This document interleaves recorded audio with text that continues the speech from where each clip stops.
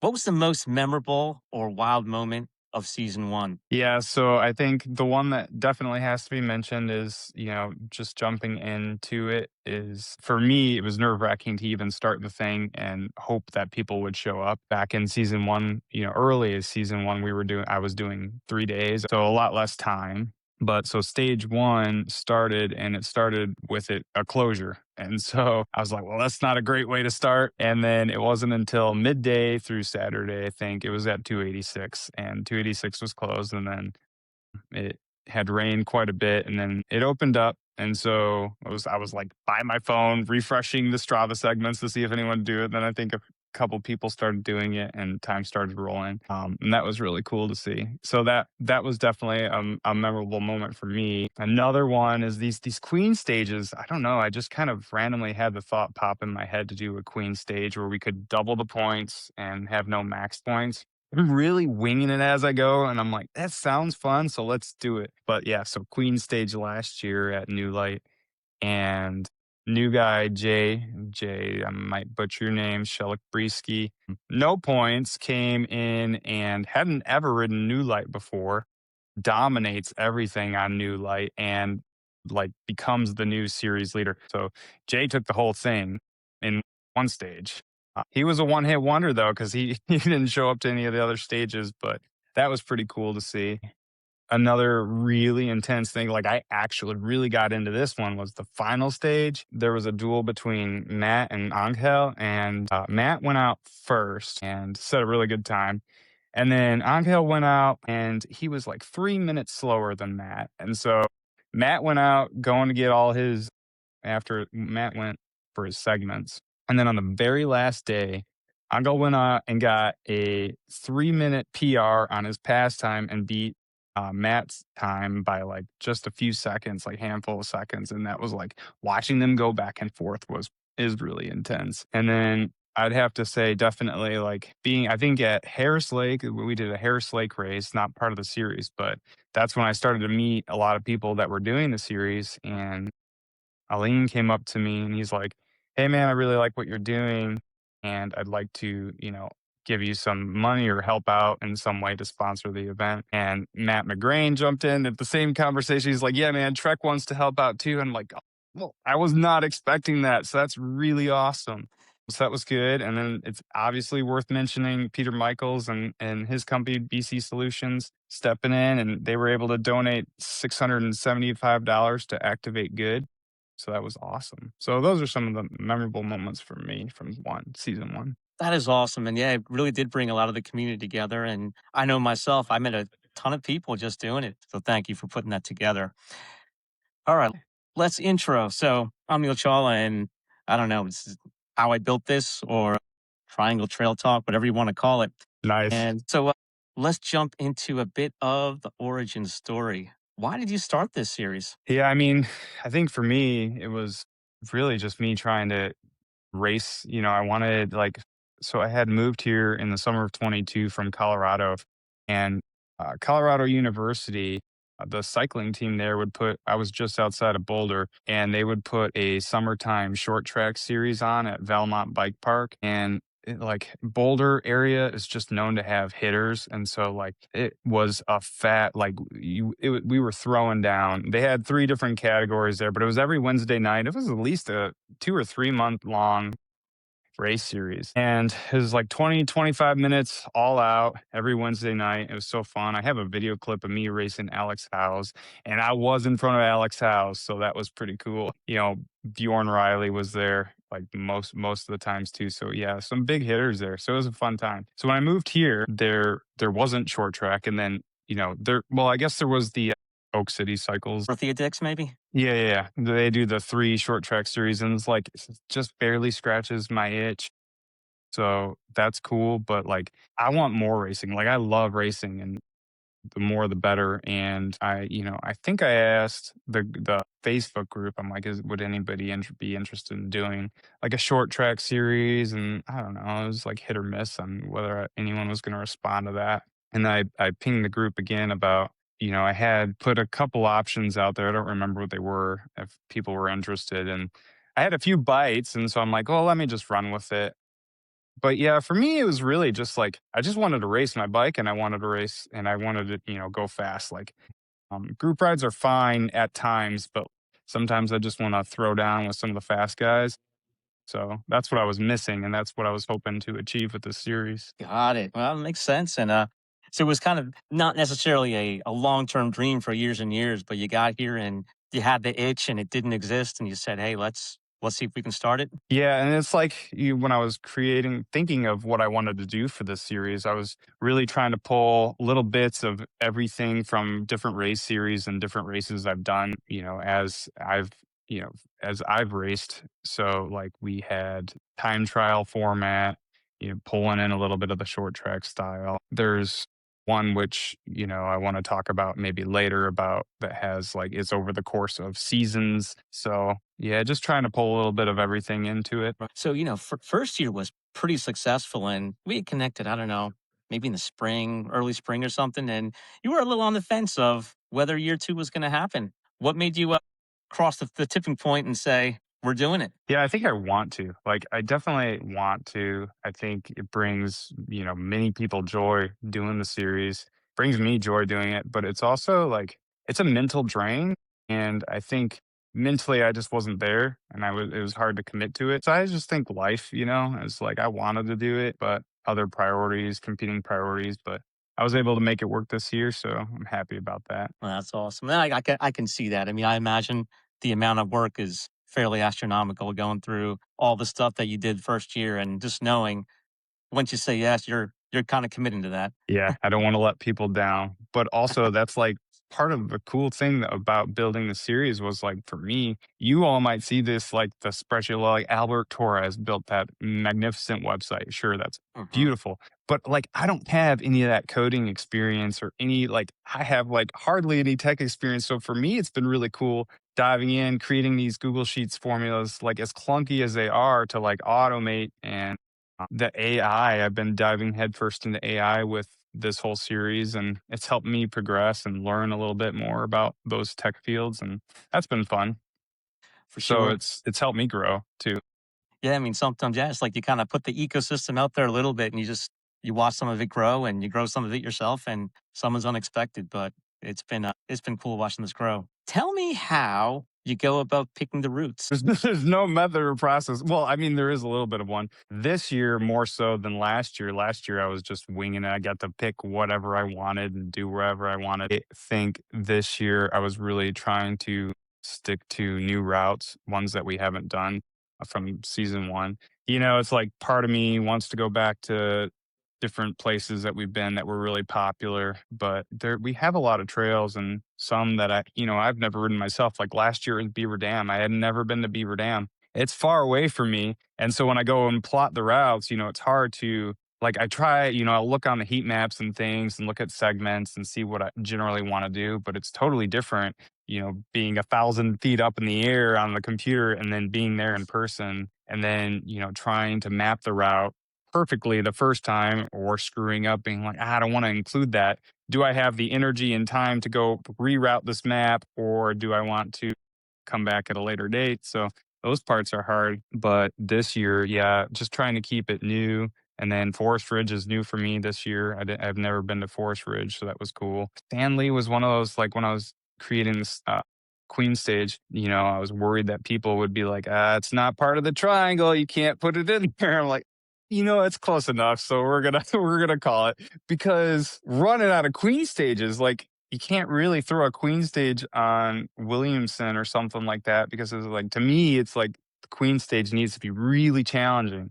And yeah, I could have you do like 13 loops something and make it like miles long, but I don't want to do that. So I don't know. I'm just trying to think of things in my head that would be fun, unique, something that's different than people usually ride. So you take like, for example, the New Light figure eight. I think I used that as an example last year, and it's like that's a common route ridden by at least the locals of New Light. And so I don't want to do that. I want to do something a little bit different. And how can we make it different? What's this random fire road here? Well, can we incorporate that into the route?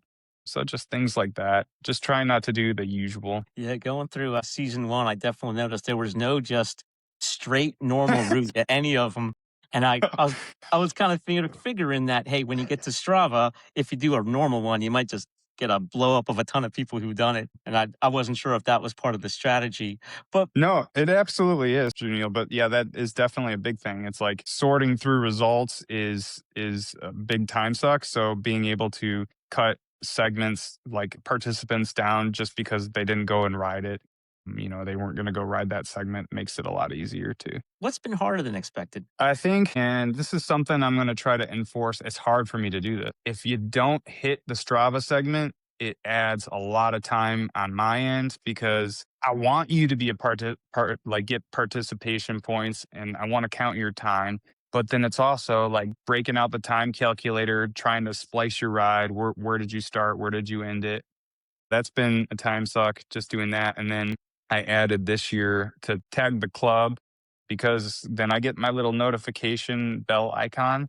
If I don't get the notification, then I can't. I wasn't planning for the time suck of just tallying results. I'm going to try to reinforce my rule, which is that your segment has to hit your results. Because I have had comments of like, is that fair if they didn't do the actual route? And yeah, I mean, you could argue one way or the other. Because I have people out there that are trying their best, they got close, but for whatever reason, the route might have thrown them off or what. But so it's hard for me to not give someone credit, but I'm really going to try to reinforce that in stages 4 and 5, and we'll see how it goes. And I'll also try to keep the stages a little bit easier too to help with that. Yeah. Sounds like you're trying to balance the competition versus community and Yeah. try to find that right sweet spot in there. Any rider or story from the group that surprised you? Yeah, I mean, you could crop this out if you want, but I don't think you should. This person reached out to me pretty early on. I don't even remember. It might have been like right after I announced stage 1 of last year and was asking me all sorts of questions about the stage and was like, I have never raced before. Is it, can I just jump into this or is there any like prerequisites, etc.? Like, no, absolutely. This is for you. Come do this thing. And that person did. And that person went on to participate in several more of the stage, I think 4 of the 5, and was rode for over 10 hours and that's just stage time, so that doesn't include like full elapsed time. That rider's you, Neil. Like, you impressed me, man. Like, just following your journey was really, really awesome to see. And man, I gave you an award last year. I gave you your own honorable mention award last year.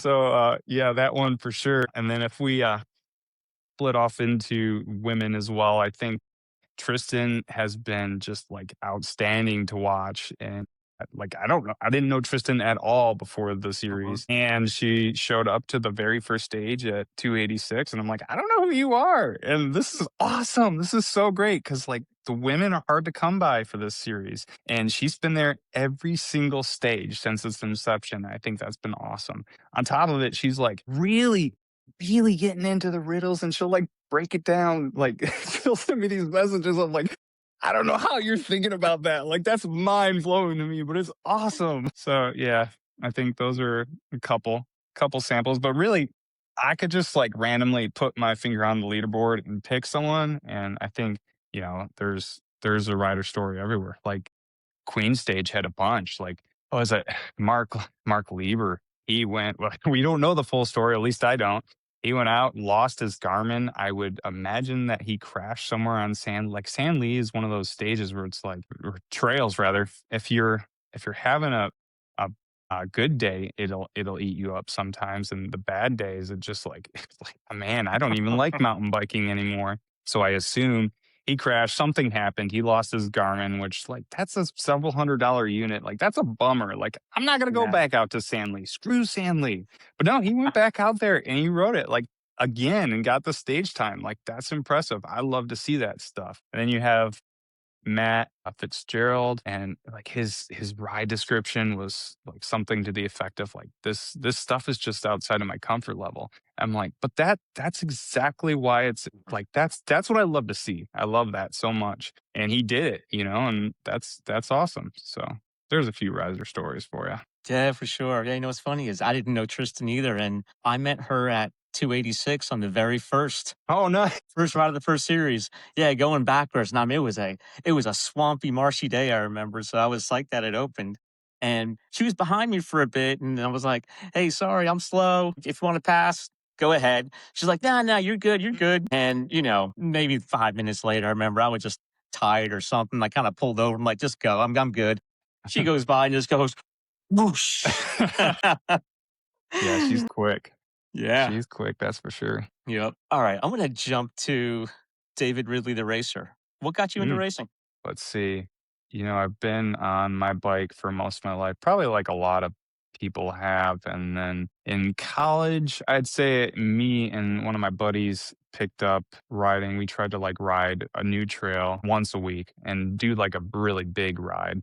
And that got me back into mountain biking pretty heavily. And then that was just on like a rigid 26er, old school mountain bike, nothing fancy at Uh-huh. all. And then I'm like, I don't know. I think I really want to get a nice bike. And so the 29ers had recently come out. And so I bought a 29er hardtail and started, ripping the local trails as hard as I could. And then I signed up for my local mountain bike chapter. And this was in Michigan. So I actually remember the chapter, but I was doing a group ride with them. And I, I guess let me take a step back. When I got my hardtail and or my new bike, I was riding all the trails. I thought it was so fast. Like I think I actually had the thought that I am the fastest rider. Like no one could be faster than me. And then I was signing up for these group rides and did one of the local mountain bike chapter group rides. And this guy, this is 2012. This guy, we're all talking after the ride. He's like, "You guys heard of Strava?" And showing me the app. I'm like, "Nah, I never heard it." So I downloaded it.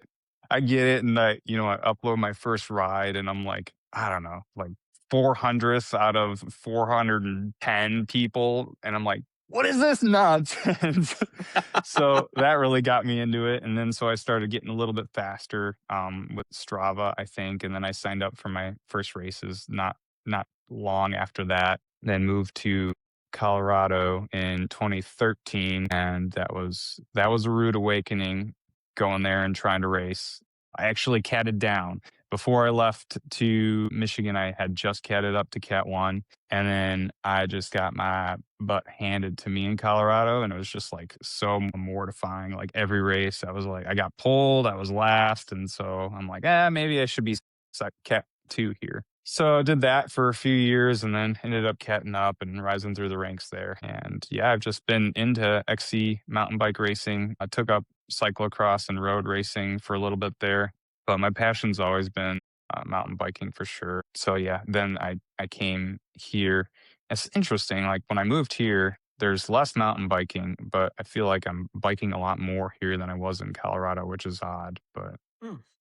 Why do you anyway, think that is? well, so I went back to Colorado for the first time with my mountain bike since I had left just a few months ago, and I went to ride as many of the local trails as I could, and I had forgotten that they are so far away. Like the closest trail was like 40 minutes away from where I lived, and so like we had a really close trail, which was nice, but other than that, it was like real big trips to get to the mountain bike trails. Whereas like the far trails here, like the New Lights and the Beaver Dams, are like on the toll road are 40 minutes away, so it's not terrible. So, I don't know. Yeah, for sure. You can definitely get to 5 or 6 trails within a half hour without a problem here. It has been Yeah. pretty easy, and, it's nice to see that. We got a few more coming. The OC just opened, and I know down in Garner, they're looking at building a new one too. Oh, yeah. And then Forest Ridge is adding mileage, 286 is changing, so, yeah, Right, some good improvements being made. for sure. What's your favorite race that you've ever done? I think and this is a tough one just because the actual trail itself is really lame, but hands down Iceman. I mean, it holds a special place in my heart just because it's a Michigan race, and if you've never been to Iceman, you've never heard of Iceman, at least check it out because it used to be, if it's not still, is the largest single day point to point mountain bike race in the nation. It's 30 miles in northern Michigan in November. So that's how it gets its name, the Iceman. But like, if you want to feel like a pro, if you want to feel what it feels like to be a pro, then you go race Iceman, because when you're going through like the finishing chute and you have thousands of people screaming at you, like cheering you on, there is no bigger rush than that. I'm telling you, it's an incredible feeling. And then just being out there with so many people that are interested in doing the same thing you are is really fun. Yeah. But the Well, that trail is itself is really boring, but the experience is really cool. that sounds pretty awesome. I've heard of it before. Obviously, never been. All right. Looking ahead, where do you see this going, or where do you want it to go? More routes, bigger groups? Do you have a vision, or it's rolling with it? Yeah, I mean, I don't know if I have a vision per se, but I would like to break out and do some other things. I think it's always for me, it's always like, will there be people that are willing to participate? And I mean, for me, like the number one thing would be just getting everyone together and doing a unsanctioned race, just showing up. It doesn't even have to be a race, but just like Wednesday Worlds or something where we have like maybe this already exists and I'm just not welcome. Where we're meeting up a bunch of fast people, every Wednesday and just like beating each other down. But to not that intense, I think that I have some ideas in my head, like the one I mentioned in Colorado. We used to do this one. It was in Fort Collins. It was called Four Seasons of Horsetooth. And I don't really remember the layout, but it was the same exact course. And it was a big trail course, and it would take quite a while, like an hour and a half or so, hour 45 for the fastest guys. And you had 4 times in the year, for each season that you would have to go. I think they allowed like a full month. I don't remember the full timeline of it. And you'd go try to set the fastest time for the season. And then, whoever won all 4 seasons would get a prize or whatever. So something like that. I did the test event earlier this spring, or was it winter? RTP. And that was actually kind of fun to just do a one off. We had good turnout for it, and maybe we'll do some more one offs like that. I've thought of like, I didn't get to do this, but Briar Chapel did like an adventure race, I think last year or the year before. And so I think if we could, now that we're building the community, I think, I have more options if people are willing to do something like that, doing like an adventure race, because like one of the most fun parts of this is doing the scavenger hunt part. Cause like even before I planned the series, one of the things I always wanted to do to get people outdoors was trying to start something that like I would hide a gift card or something out on a mountain bike trail, give some hints and clues, and people would go out there, whoever was out there, hikers, bikers, anyone Sure. just out there could go find it. Kind of like geocache, but just that like fun adventure aspect of it. I'm thinking we could do more with. But yeah, I don't know. I'm always thinking, and like I don't have any strict like criteria or formula that I'm following for the series. I'm just whatever sounds good, I'm doing it. I try to keep some similarities in place so it works out and people know what to expect. But I also don't like people to expect what's coming. It's kind of fun in that regard. Yeah.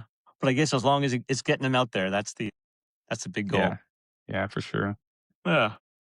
What do you wish more people understood about how the whole thing works? I don't know. I mean, I think just knowing that I don't like I didn't know anything about Google Sheets or AI or any of that stuff. And so I'm just learning. So I know that it may when you look at it, it might not look pretty or some things might seem weird the way I do things. So I receive feedback well. So I've always been really open to it. So if you see something that's like, dude, this could be done better, here's how to do it. Like I won't be offended. Like I'm sure not offensive when you're saying it, but yeah, that and it is very, very time consuming because I am such a novice in a lot of this stuff.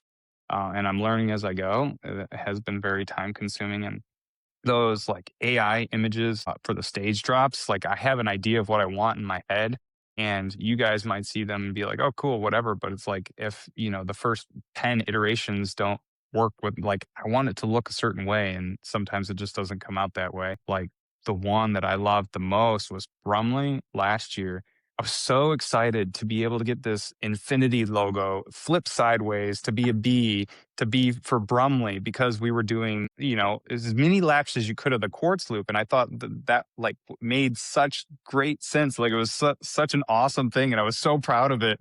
And everyone hated the Brumley stage. But anyway, so yeah, it's just been time consuming. And I think it's what you make it. Like I don't mind it because I enjoy doing it, but it is, I go down a rabbit hole. And I lost some bad sleep last year. The thank yous, like I wanted to be sure I thanked everyone last year. And I was like, all right, it was late at night.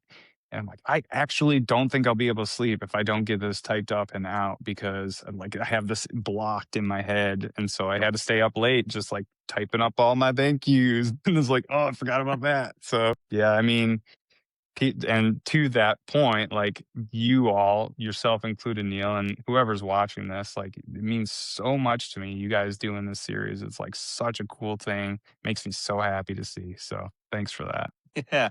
I don't know if I got the Infinity piece last year, but I do remember Brumley, and that was God, that was a fun course too to do because it was so long. Like I think that was like almost 20 miles or so that we were doing on Yeah, that one. it And was a really long one. yeah, but it was awesome. All right, let's move toward two closings. All right. So fine. Do you remember the ice bucket challenge? The thing on probably Facebook where yeah, That's for like ALS or something, right? yeah, Yeah. yep.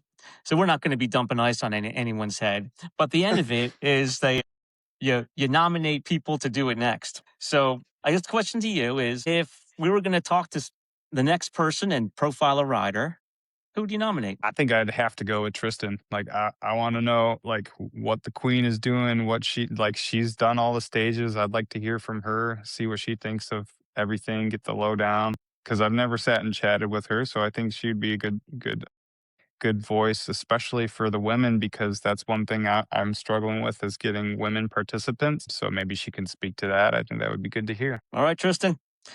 And then lastly, I know you've got a special announcement, and I want to give you the floor. Yeah. So stage four. Here's your stage four drop. Neil, do you have any guesses of where it's going to be before I say it? Can I ask, is this somewhere new or somewhere we've done? It is somewhere new, Somewhere new. which this one didn't show up last year because it was logistically tricky to do.